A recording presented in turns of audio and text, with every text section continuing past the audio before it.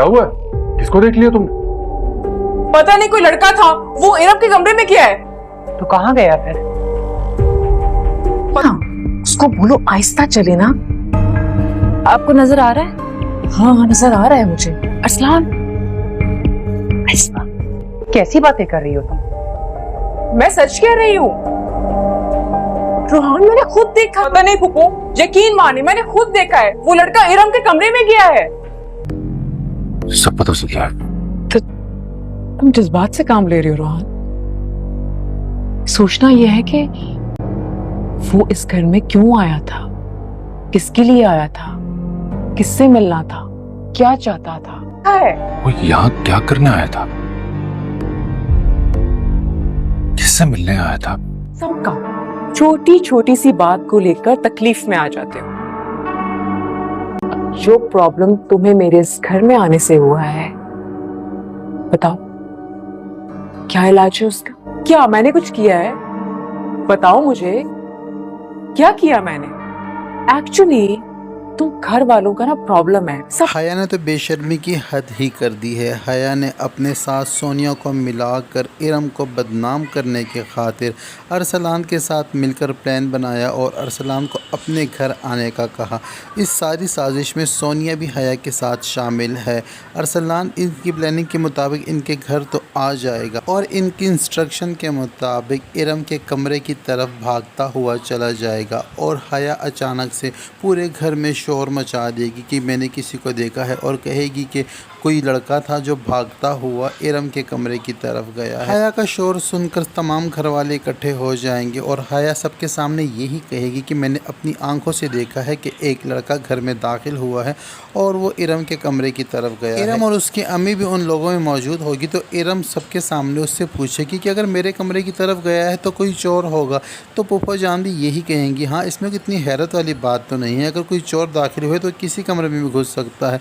यहाँ पर हया की चाल फिर से नाकाम हो जाएगी घर वालों के सामने और वो लड़का भागता हुआ वहाँ से चला जाएगा, किसी के हाथ आएगा ही नहीं।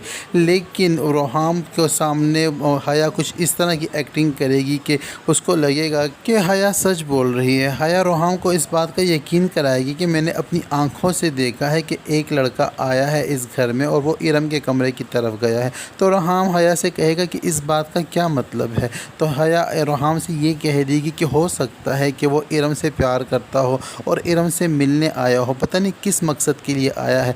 अब घर वालों को तो हया की बात का यकीन आया नहीं है, लेकिन रोहाम को हया ने इरम के ख़िलाफ़ कर ही दिया है। अब रोहाम के दिल में इरम के लिए शकू को शुबहात पैदा हो गए हैं और रोहाम ये सोचने पर मजबूर हो गए हैं कि क्या वाकई इरम के किसी के साथ ताल्लुकात हैं और वो लड़का यहाँ तक इस हद तक पहुँच गया है कि अब उससे मिलने के लिए छुप छुप कर हमारे घर आने लगा है।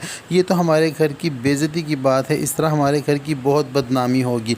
रोहाम के दिल में शक का बीज बो दिया है हया ने और अब इसको और बढ़ावा देगी और रोहाम को इरम के ख़िलाफ़ कर देगी। लेकिन रोहाम ये भी सोचेगा कि इरम का तो मेरे साथ इकट्ठे बचपन गुजरा है, इरम तो ऐसी लड़की नहीं है। लेकिन हया की बातें उसके जहन में गूंजेंगी और वो इरम पर शक करने के लिए मजबूर हो जाएगा।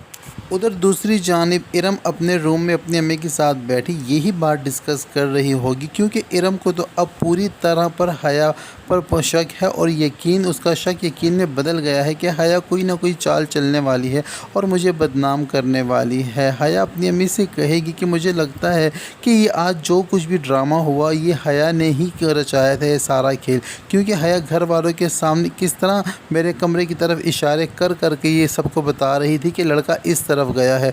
तो ये तो मेरी बदनामी की बात है, वो मुझे घर वालों के सामने बदनाम करना चाह रही थी। तो फूफा जान भी ये सोचने पर मजबूर हो जाएंगी कि वाकई हया इतनी घटिया हरकत कर सकती है। अगर मेरी बेटी को बदनाम करने की कोशिश की हया ने तो हया अपने बद मुकाबिल मुझे भी पाएगी और अपनी बेटी को इस बात की तसल्ली देगी कि बेटा मुझे पता है कि वो बहुत ही चालाक और मक्कार लड़की है, लेकिन हमारे पास उसके ख़िलाफ़ कोई सबूत नहीं है, लिहाजा तुम ऐसी वैसी कोई हरकत ना करना कि उसको मौका मिले। और हाँ محتاط رہنے کے ساتھ ساتھ تم اس پر بھی نظر رکھو اور یہ جاننے کی کوشش کرو کہ وہ کیا کرنے والی ہے۔ اور پھر جب حیا اور ارم کا آمنا سامنا ہوگا تو حیا ارم کو کھلے عام دھمکی دے دے گی اور اس کو یہ کہے دی کہ محتاط رہو، تمہارے ساتھ جو کچھ ہونے والا ہے، جو تیر تم نے مجھ پہ برسائے تھے اب انہی تیروں کا جواب میں دینے والی ہوں، اور تمہیں میں کس طرح سارے گھر والوں کے سامنے ذلیل اور رسوا کر کے رکھ دوں گی کہ تمہارے پاس کوئی جواب ہوگا ہی نہیں ان سب کے سوالات کا۔ تو حیا کی ان باتوں سے ارم بہت زیادہ پریشان ہونے والی ہے۔ تو یہ سب کچھ ہونے جا رہا ہے ڈرامہ سیریل حیا کے آنے والے ویڈیو اچھی لگی ہو تو ویڈیو کو لائک اور چینل کو سبسکرائب کرنا ہرگز نہ بھولیں اور ویڈیو کو اپنے دوستوں کے ساتھ بھی شیئر کر دیں۔